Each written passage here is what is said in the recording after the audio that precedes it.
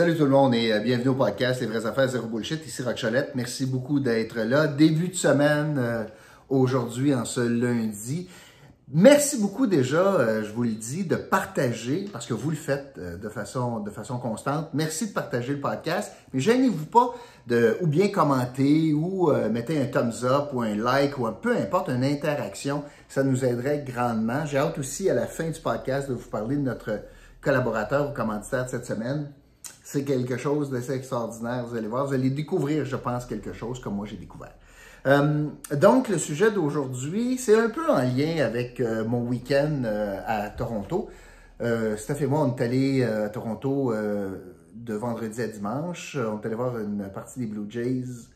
Ils ont gagné samedi après-midi. Il faisait très chaud à Toronto, très beau à Toronto. Et j'étais au centre-ville, évidemment, parce qu'ils ont un centre-ville. Et je vais faire un lien avec Gatineau. Alors, évidemment, on n'a pas de commune mesure là, avec la population, mais quand même, à Toronto, on a décidé de centraliser plusieurs attraits au centre-ville. C'est à distance de marche, les grands hôtels sont là. Puis je vais vous dire quelque chose, il y a du développement résidentiel, puis pas à peu près. On a compris à Toronto que le centre-ville pouvait vivre seulement si il y avait une mixité d'usage. Une mixité, c'est-à-dire qu'il y a du bureau, il y a du divertissement, des services, mais surtout des résidents. Pour faire vivre tout cela, des tours à condo, il en pleut, puis des très hautes, et puis on est capable d'harmoniser tout cela. Alors, fort de ce que je voyais, puis le nombre de grues qu'il y a à Toronto, c'est quand même impressionnant. Puis le paradoxe de tout cela, c'est que dans la même journée, je voyais les réactions de notre maire Maxime Penneau-Jobin, en lien avec une déclaration, dans le fond, une main tendue de Gilles Desjardins, le patron de Brésil. Alors, c'est de cela que je veux vous parler, parce que l'écart puis le paradoxe était tellement évident que je voulais prendre une minute pour vous parler de cela, parce que, évidemment, il s'agit de la campagne électorale municipale. C'est sûr que je peux vous parler du fédéral, mais je ne ferai pas ça tous les jours, quand même 30 jours de campagne, j'aurai la chance d'y revenir, mais c'était trop majeur comme déclaration, puis comme situation. Alors, je reprends tranquillement tout cela. La semaine passée, le maire de Gatineau, fidèle à sa très bonne habitude, est sorti publiquement pour quémander de l'aide de la part du gouvernement fédéral notamment. Là, il prenait à témoin la campagne électorale pour demander au fédéral d'aider Gatineau avec son centre-ville.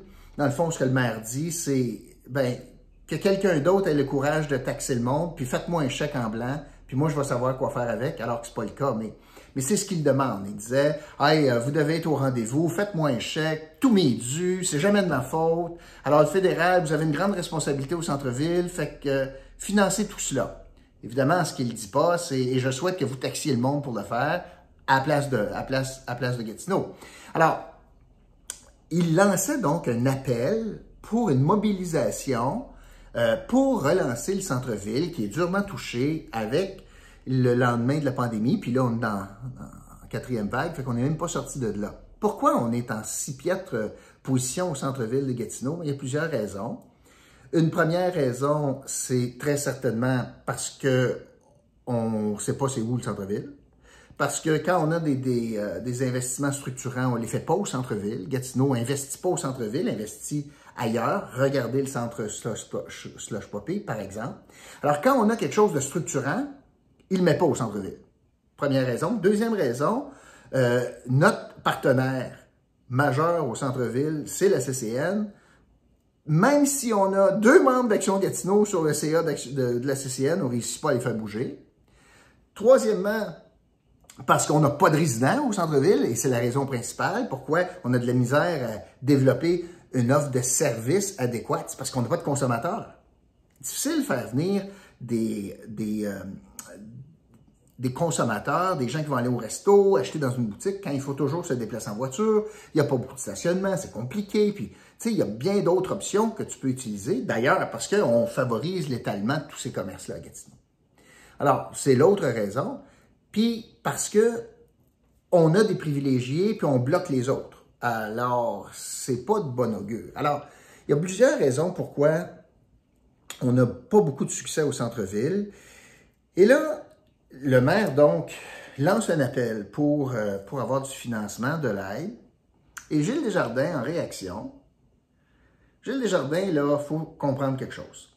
C'est un développeur immobilier. Lui, dans la vie, là, ce que sa business fait, là, ça développe des logements. On en a besoin des logements à Gatineau. Puis plus qu'il y a de logements, ben, c'est assez mathématique, là. Hein? Plus qu'il y a d'offres, ben, le prix va baisser. Hein? C'est l'offre et la demande. S'il n'y a pas beaucoup d'offres, ben, il y a bien du monde sur le même logement, puis ça monte. Puis d'ailleurs, on a des problèmes de prix de logement ici. Alors, Gilles Desjardins, donc, c'est un développeur. C'est un promoteur. Lui, il bâtit du logement.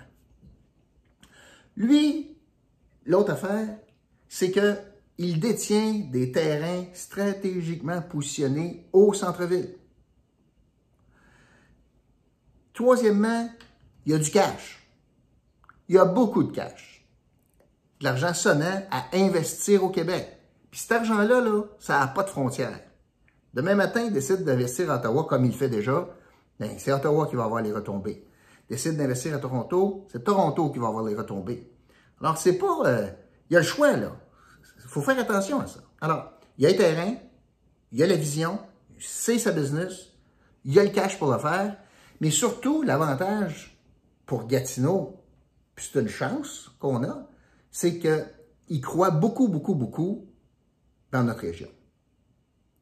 Parce que probablement que c'est plus payant de développer à Ottawa, plus facile en tout cas, puis il croit énormément dans notre région, puis il voudrait développer ici. Donc, il a décidé, Gilles Desjardins, d'écrire une lettre ouverte pour faire valoir, dans le fond, une main tendue. Ce qu'il dit au maire, c'est « Monsieur le maire, je suis d'accord avec vous, on a besoin d'amour au centre-ville. » Puis, essentiellement, ce qu'il dit dans la lettre, là, c'est « Puis, je peux vous aider. » Moi, là, des terrains stratégiques, j'en ai. Du cash pour investir, j'en ai. Est-ce que je peux être utile? Est-ce que je peux être utile pour vous à la ville de Gatineau pour relancer le centre-ville? C'est ça qu'il disait. Puis je suis parlable. On peut-tu jaser? Puis vous avez une vision? C'est parfait. Nous, l'important, c'est trois choses. Une vision, d'avoir du secteur privé au rendez-vous, puis d'avoir l'appui des corps publics. Parce que ça te prend trois choses. Alors là, il fait une lettre ouverte, puis il dit ça. Il n'a pas dit, dans la lettre ouverte, « Je veux des faveurs ». Non. Un traitement de faveur. Non. Je veux un tapis rouge. Non. Pas en tout. Et là, fidèle à son habitude et à son habituelle arrogance, Maxime Penneau-Jobin leur virait du revers de la main en disant « Ben là, il est temps qu'il arrive en 2021, puis c'est plus comme ça que ça marche, puis c'est pas vrai que ça va être dans le bureau du maire qu'on investit des milliards, puis qu'il se mette en ligne, puis qu'il respecte les règles, puis ça vient rien savoir de lui. Moi là, c'est un comme un autre, puis qui s'arrange donc, puis voyez-vous quel genre de gars que c'est. » Le gars veut investir 1 milliard au centre-ville, puis il dit au maire « Vous avez raison, monsieur le maire, je peux-tu vous aider? » Puis c'est comme ça que le maire répond. Mais je suis pas surpris, parce que ça sent le fin de régime, puis ça sent le règlement de compte, parce que parmi les éléments les plus difficiles du mandat de Maxime Penneau-Jobin, ça a très certainement été le statu quo du développement de notre ville. C'était la relation qu'il avait, ou aucune relation, ou difficile relation qu'il avait avec les gens d'affaires, sauf quelques-uns. Puis je vais revenir à ça. Et ça sentait le règlement de compte. Ça sentait de « je m'en Christophe, moi là, je m'en vais, puis je vais dire ce que je pense, puis c'était un paquet de troubles de jardin, puis il m'a fait mal paraître ses tours, puis mon équipe va en manger une avec ça, puis j'ai senti, moi, que ben, ça sentait pas mal fin de régime. D'ailleurs, ce qu'il semble laisser sous-entendre, le maire, c'est qu'il dit, tu sais, ça ne sera pas dans le bureau du maire que ça se règle, puis c'est pas de même. Avant, c'était de même, mais ça n'a plus de bon sens, cette affaire-là. Et il y a un gars qui garoche des roches comme ça. Je vais lui rappeler quelques épisodes, moi, qui se sont passés dans son bureau. D'ailleurs, une première histoire qui se ramasse à la commission municipale, où est-ce que le président du parti a de l'information privilégiée pour acheter 7 maisons sur des allumetières. Ah, puis tout à coup, la ville avait l'intention de les acheter, puis ils les achètent de lui.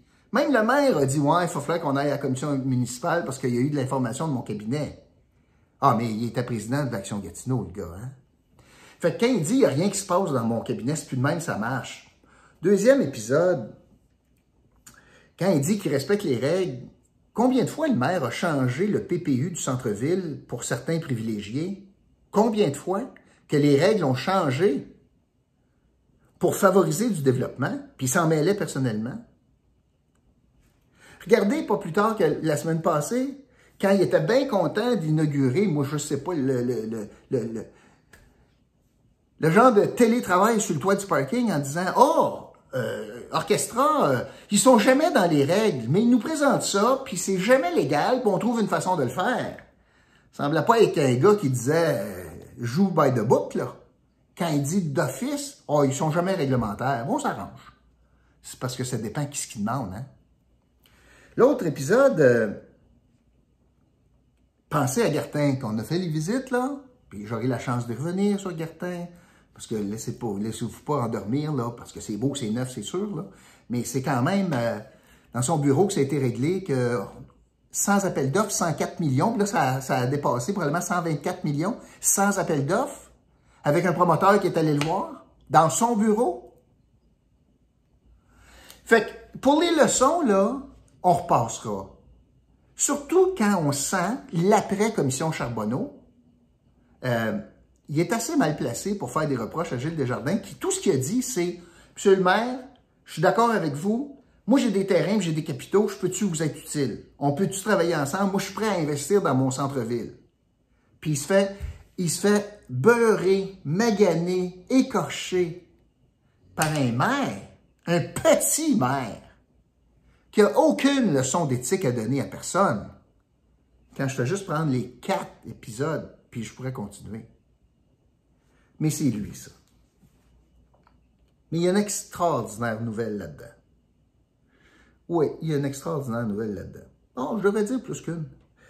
Première bonne nouvelle, c'est que aucun des candidats à la mairie n'a réagi de la façon que Maxime Pedneau-Jobin a réagi, même pas sa dauphine, Maude Marquis-Bissonnette, qui, elle, au contraire, a dit qu'elle sauterait sur le téléphone. C'est de la frime parce qu'elle ne l'a pas faite, là, mais elle sauterait sur le téléphone, sa candidate d'Action Gatineau.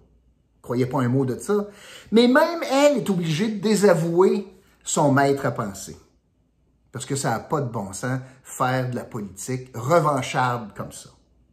Parce que qui paye au bout de la ligne? Parce que c'est une guerre de coq, puis même pas. Gilles Desjardins va être là bien plus longtemps que tous les politiciens qui sont là.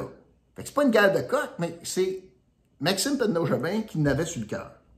Fait que la bonne nouvelle première, aucun candidat. Deuxièmement, même Action Gatineau, si j'écoute ce qu'elle dit, je ne le crois pas, mais elle dit qu'elle sauterait sur le téléphone. Et troisièmement, pourquoi c'est une bonne nouvelle? C'est que ça nous permet de voir le vrai visage d'Action Gatineau. Quand tu enlèves le poli, là, le Q-tex, là, quand tu l'enlèves, là, tu vois les vrais ombres. Ben c'est ça, là. Là, vous le voyez. Il n'y a plus rien à perdre, il n'y a plus rien à maquiller, Maxime Pedneau-Jobin, parce qu'il s'en va. Fait que vous voyez la vraie nature anti-développement, anti-entrepreneurs qui n'aiment pas. Parce qu'il y a deux genres d'entrepreneurs à Gatineau. Il y a des entrepreneurs amis, puis il y a des entrepreneurs ennemis. D'ailleurs, les entrepreneurs amis, regardez, sont à peu près bénévoles ou pas mal bénévoles pour la campagne d'Action Gatineau. C'est drôle. Fait que ou bien tu es un ami, ou bien tu es un ennemi. Tu peux pas juste être un entrepreneur à Gatineau, ça n'existe pas. Un petit peu comme « you're with me or you're against me ». C'est un petit peu ça. Hein, c'est Bush qui avait dit ça. Malheureusement aussi, malheureusement parce qu'on l'a vécu, heureusement parce qu'on le voit, pour Action Gatineau, il y a plusieurs vitesses au développement de la ville. Puis ça dépend qui ce qui demande. Alors qu'on devrait tous être en grande vitesse. Parce que le potentiel est extraordinaire. Puis c'est ça qu'on est en train de voir avec les déclarations du maire de Gatineau. Fait que je voulais vous parler de ça parce que, dans le fond, notre calvaire achève. Parce que quand on regarde ça, à partir d'aujourd'hui, il ne reste que 76 petits jours de règne du maire, du petit maire, qui est Maxime Pedneau-Jobin, qui traite des investisseurs importants, qui donne des logements à du vrai monde, qui fait diminuer le prix, donc de l'ensemble des logements disponibles, qui amènerait une densité au centre-ville pour être capable d'investir dans nos infrastructures, pour être capable de supporter des commerces locaux, de supporter des services, et aussi d'être capable de financer notamment notre transport en commun adéquatement. Si on a cette masse de monde au centre-ville, on a un entrepreneur qui a dit « Moi, je lève la main, je peux être utile, j'ai des terrains, j'ai des capitaux, j'ai un vouloir, puis j'ai surtout un amour inconditionnel pour notre ville. Puis malgré le fait que vous m'avez beurré, monsieur le maire, je vous offre mon concours, mon aide. Puis comment est-ce qu'il se fait répondre? C'est toi, Brigitte, mangeons de la marde. » C'est à peu près ça. Mais ça, c'est le legs de notre maire, Maxime Pedneau-Jobin. Je veux vous parler de notre commanditaire cette semaine, puis je vais vous en parler toute la semaine, parce que moi, je l'ai découvert, ce commanditaire-là. Et ça s'appelle Udemy. Et c'est une université, pas vraiment, mais un centre de formation en ligne, puis c'est international, puis c'est majeur. Vous pouvez, via cette plateforme-là, en français ou en anglais, ou dans plusieurs langues, en fait, il y a 65 langues, c'est international. C'est un centre de formation sur imaginer le sujet, puis il y a une formation. C'est américain, basé aux États-Unis, mais écoute, tu es capable d'avoir un cours sur le hockey, tu es capable d'avoir un cours sur la photographie, sur la cuisine, sur Excel, sur Word, tu es capable de prendre un cours sur la crypto-monnaie, tu es capable de prendre un cours sur du marketing web, tu es capable de prendre un cours. Écoutez, là, il y a 155 000 formations en ligne de disponibles. Imaginez-le, vous êtes capable de suivre une formation à des prix dérisoires. Ça va de 40$ à 150$ que j'ai vu, peut-être un peu plus pour des cours un peu plus longs, mais par intérêt, par divertissement, dans le confort de votre foyer, ça s'appelle Udemy, U-D-E-M-Y, et 65 langues, je disais. Il y a eu 40 millions de participations. Imaginez à ce centre de formation, il y a 56 000 formateurs différents. Fait que je vais vous en parler, je vais vous donner des exemples tout au long de la semaine. Alors, sur notre site, vous êtes là, vous pouvez cliquer sur le lien, ça vous amène directement au centre de formation. Il y a toutes sortes de choses, de l'horticulture, je vous le disais, de la photographie, comment utiliser votre iPhone, comment faire un film avec votre iPhone, vous pourriez apprendre à faire un podcast, toutes sortes d'affaires. Écoute, il y a 150 000 formations disponibles. 155 000 formations disponibles. Alors, c'est ce que je voulais vous dire. Udemy, allez simplement dans le lien qui est dans notre description.